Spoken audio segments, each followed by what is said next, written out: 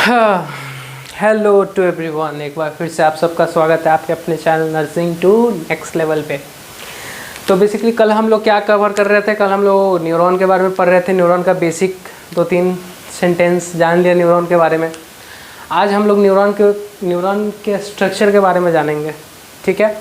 तो structure of neuron कुछ दिख रहा है? पूरा फ्रेम में आ रहा है? समझ में आ रहा है कि नहीं? देखने पे कुछ कि दिमाग हैंग कर गया, इतना छोटा छोटा लिखा हुआ है, दिखाई नहीं दे रहा प्रॉपर। जल्दी बताओ। चलो ठीक है, कोई नहीं, एक एक चीज़ को बताया जाएगा, घबराइए नहीं। तो सबसे पहले हम लोग न्यूरॉन जब भी देखेंगे तो न्यूरॉन का जो स्ट्रक्चर होता है वो इस टाइप का होता है, ठीक है? इस टाइप का होता है, यहाँ तक दिख रहा है आप लोगों को, यहाँ तक, ठीक है? यहाँ तक। ये दूसरा न्यूरॉन नीचे। तो ये न्यूरॉन का हमारा स्ट्रक्चर हो गया। क्या हो गया? स्ट्रक्चर। अब इस न्यूरॉन में हम लोग देखेंगे कि सबसे पहले हमारा जो यहाँ पे बॉडी प्रेजेंट होता है, सेल बॉडी प्रेजेंट होता है, न्यूक्लियस प्रेजेंट होता है, डेंड्राइट्स प्रेजेंट होता है, और ये जो लंबा वाला जो चीज़ है इसको एक्सन बोलते हैं। क्या बोलते हैं? एक्सन। अगर आप लोग देखोगे आपको लगेगा कि हमारे न्यूरॉन के लिए ये सबसे ज़्यादा इम्पॉर्टेंट है, ये इम्पॉर्टेंट नहीं है, तो ऐसा नहीं है। अगर ये नहीं भी रहेगा तो हमारा न्यूरॉन काम करेगा, है ना? ये अगर नहीं भी रहेगा, जैसे आगे फर्दर हम लोग न्यूरॉन्स का टाइप पढ़ेंगे जिसमें यूनिपोलर, बाइपोलर ये सब होता है, एक स्यूडो यूनिपोलर होता है। तो अगर यूनिपोलर को हम लोग देखते हैं तो यूनिपोलर में ये वाला लगभग एब्सेंट ही रहता है, ये डेंड्राइट्स ये सब। अगर ये डेंड्राइट्स नहीं भी रहता है फिर भी वो काम करता है। तो वही हम लोग देख रहे हैं अभी, ये नहीं भी रहेगा तो ये फंक्शन करेगा, क्योंकि इसका फंक्शन बेसिकली ऊपर में होता है, लेकिन फिर इसका जो न्यूरोट्रांसमीटर होता है एसिटाइलकोलिन, वो फिर नीचे आके डिपोजिट, अभी नहीं समझ में आ रहा होगा, मैं बताऊंगा। वो फिर जैसे यहाँ फंक्शन होने के बाद, यहाँ बनने के बाद फिर वो आगे नीचे स्टोर हो जाता है, और इसका फंक्शन यहाँ नीचे से ही होता है, ठीक है? तो अभी हम लोग देखेंगे इसका डायग्राम कि ये हमारा है क्या? न्यूरॉन। एक न्यूरॉन की बात कर रहे हैं। और हमने कल पढ़ा था कि हमारे बॉडी में 80 to 100 बिलियन न्यूरॉन होते हैं। कितने होते हैं? बिलियन, है ना? तो न्यूरॉन में हम लोग आते हैं।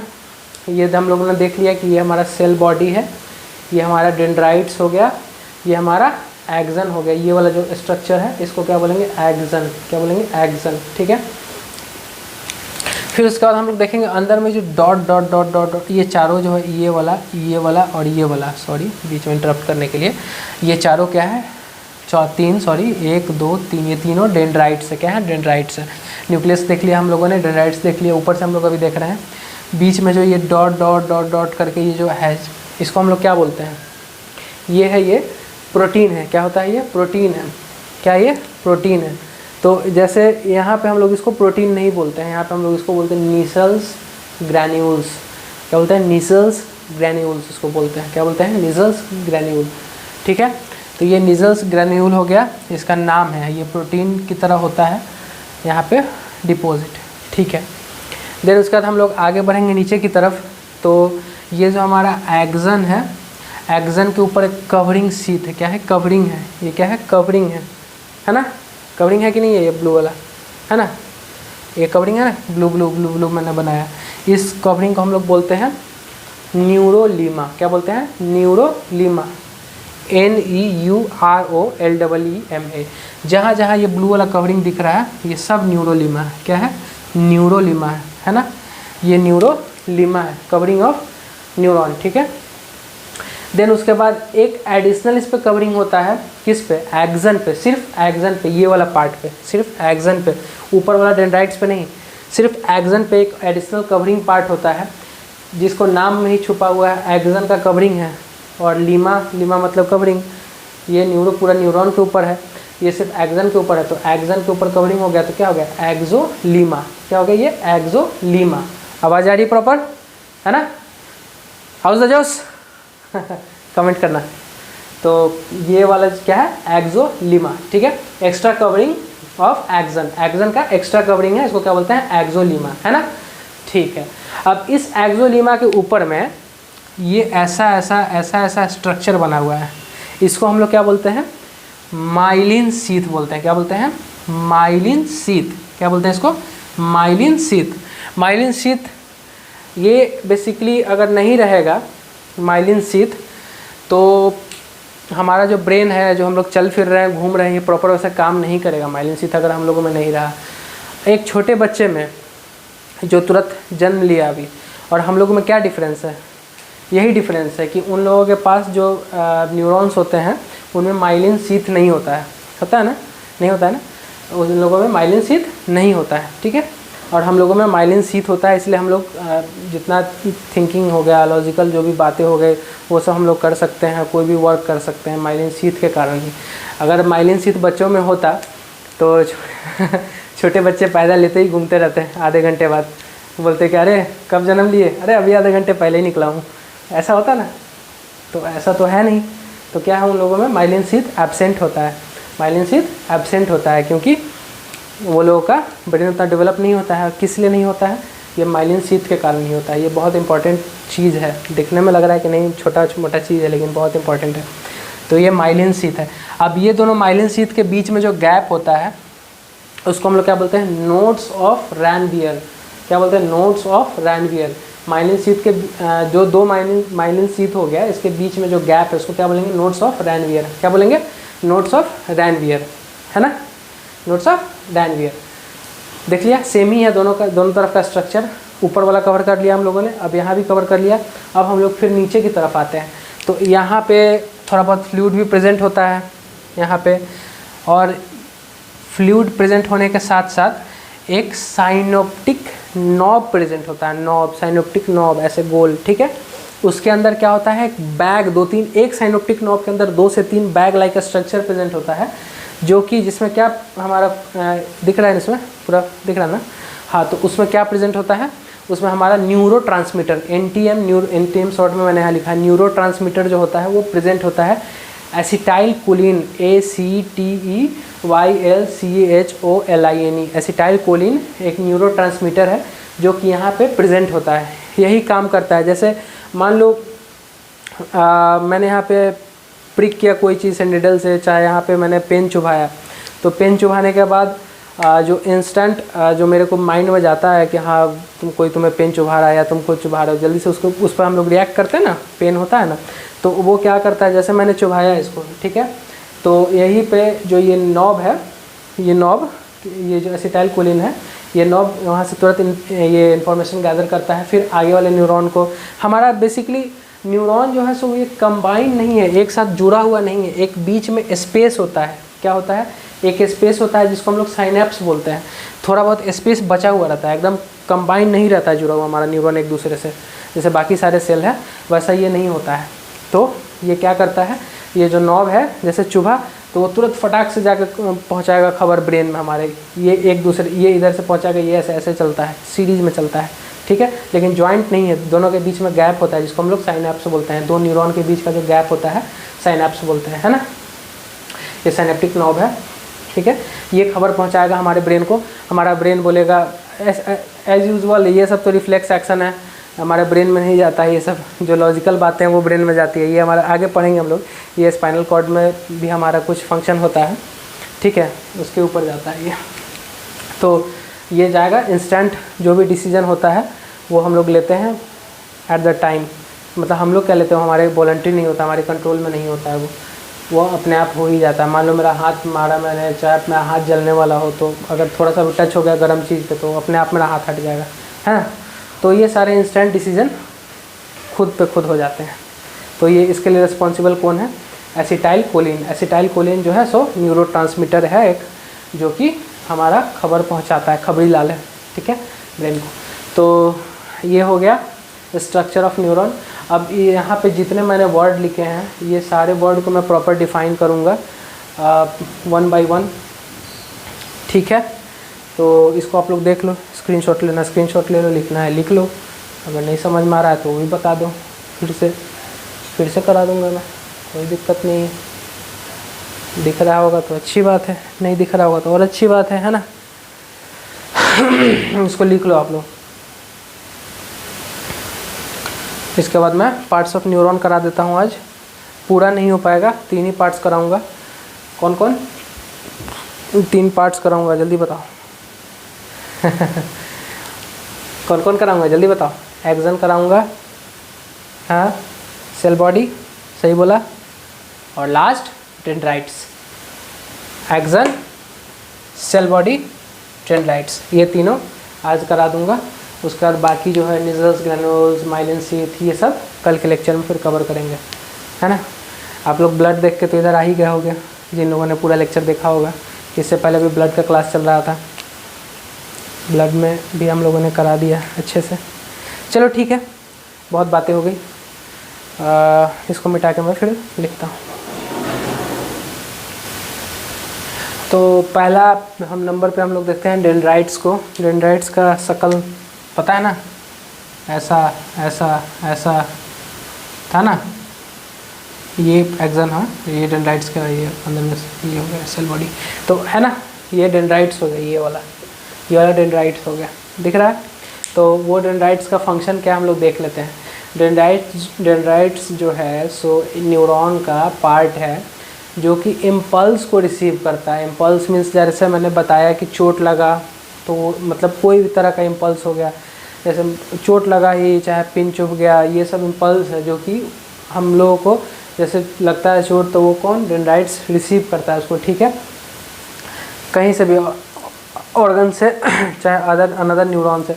बेसिकली ऑर्गन से तो नहीं होगा, अनदर न्यूरॉन से ही होता है, क्योंकि ये न्यूरॉन एक दूसरे से इंटरलिंक रहते हैं, मतलब जुड़े हुए नहीं रहते हैं, एक सर्टेन डिस्टेंस पर रहते हैं, जहाँ पे साइनेप्टिक नॉब जो होता है वो काम करता है क्या करने का, पहुँचाने का।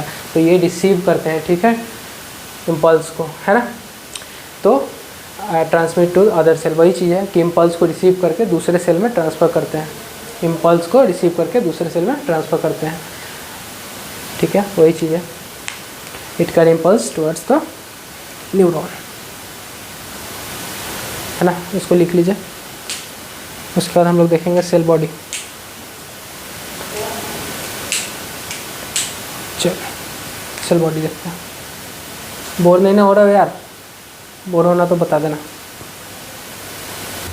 हाँ, तो अभी आते हैं हम लोग सेल बॉडी की तरफ। सेल बॉडी क्या है, सेल बॉडी बताया था मैंने, डेंड्राइट्स के अंदर में होता है। डेंड्राइट्स देख लो, ये हो गया डेंड्राइट्स, ठीक है, इसके अंदर जो है ये सेल बॉडी हमारा, ये वाला अंदर वाला सेल बॉडी, ठीक है, ये सेल बॉडी। तो ये डेंड्राइट्स के अंदर जो सेल बॉडी है ये क्या करता है, जो भी इंफॉर्मेशन, जो भी इम्पल्स जो डेंड्राइट्स कलेक्ट करता है बाहर से, वो लाके किसको देता है, सेल बॉडी को देता है, ठीक है, सेल बॉडी या एक्सन से, ठीक है, ये रिसीव करता है इम्पल्स को, सॉरी एक्सन से, ये एक्सन से इम्पल्स को रिसीव करता है, और ठीक है इसको ये और कहाँ ये वर्क करता है, मेटाबॉलिक, सॉरी दिमाग में भी कुछ चल रहा है, तो ये कहाँ ये मेटाबॉलिक एक्टिविटी में भी इन्वॉल्व है, कहाँ मेटाबॉलिक एक्टिविटी में भी इन्वॉल्व है। ये मेटाबॉलिक एक्टिविटी जहाँ यहाँ सेल है, न्यूक्लियस है, तो मेटाबॉलिक ऑब्वियस है, होगा ही वहाँ पे। इसके पास न्यूक्लियस है, ब्रेन है सेल का, तो ये कंट्रोल करेगा ही सेल को। यहीं पे जो मैंने बताया न्यूरोट्रांसमीटर एसिटाइल कोलिन जो होता है वो यहीं पे फॉर्मेशन होता है इसका, कहाँ पे, सेल बॉडी के अंदर ही एसिटाइल कोलिन न्यूरोट्रांसमीटर का फॉर्मेशन होता है, जो कि मूवमेंट के लिए हेल्प करता है ना, किसको, इम्पल्स को। आदमी नहीं चलेगा वहाँ, समझे, एसिटाइल कोलिन न्यूरोट्रांसमीटर हो गया। चलते हैं फिर आगे, अगला पार्ट है एक्सन, इसको मिटाते हैं।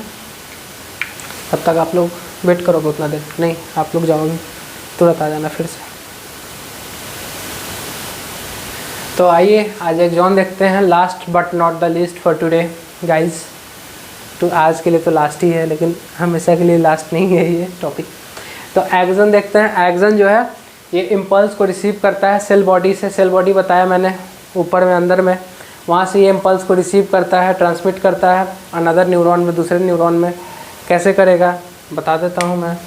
ये हो गया डेंड्राइट्स, है ना, ये हो गया आपका सेल बॉडी, ये हो गया आपका, है ना, ये हो गया आपका एक्सन, ठीक है। अब यहाँ से कोई चीज़ को ये ग्रैब किया, ठीक है, ये आया सेल बॉडी के पास, सेल बॉडी से फिर ये एक्सन के पास आया। कहाँ आया, एक्सन के पास आया। फिर एक्सन क्या करेगा, दिख रहा है ना, दिख रहा है कि नहीं दिख रहा है, ठीक है, दिख रहा है ना। अब ये एक्सन क्या करेगा, इसको बाहर की तरफ निकालेगा। इसको क्या करेगा, जो भी इम्पल्सेस होंगे उसको बाहर की तरफ निकालेगा। कौन? एक्सन की तरफ। ऊपर से आया, डेंड्राइट से आया, डेंड्राइट से आने के बाद फिर सेल बॉडी में आया, सेल बॉडी के बाद फिर ये एक्सन इसको क्या करेगा, बाहर की तरफ निकालेगा। फिर ये दूसरे मतलब ऐसे ही फर्दर कनेक्ट नहीं रहता है। फिर यहाँ पे साइनोप्टिक नॉब रहता है, साइनोप्टिक नॉब इसको क्या करेगा, फिर टर्न करेगा, फिर टर्न करने के बाद ये कहाँ ले जाएगा, नीचे दूसरे फिर न्यूरॉन के डेंड्राइट्स में ले जाएगा, है ना। तो ऐसे ही होता है ये मूवमेंट इसका। तो ये 3 है इसका पार्ट, किसका, न्यूरॉन का, जो कि हम लोग देख रहे हैं। और यही चीज़ यहाँ पे लिखा हुआ है कि it receives impulses from the cell body, cell body से इम्पल्स को रिसीव करता है और ट्रांसमिट करता है दूसरे न्यूरॉन में। दूसरा न्यूरॉन सामने से अटैच ही रहता है, एक पर्टिकुलर एक डिस्टेंस पे रहता है, पूरा एकदम घुसा हुआ नहीं रहता है एक दूसरे में। उस स्पेस को हम लोग क्या बोलते हैं, साइनेप्टिक, कौन, साइनेप, क्या बोलते हैं, साइनेप्स वही बोलते हैं, स्पेस। तो ये क्या हो गया, मसल और ऑर्गन।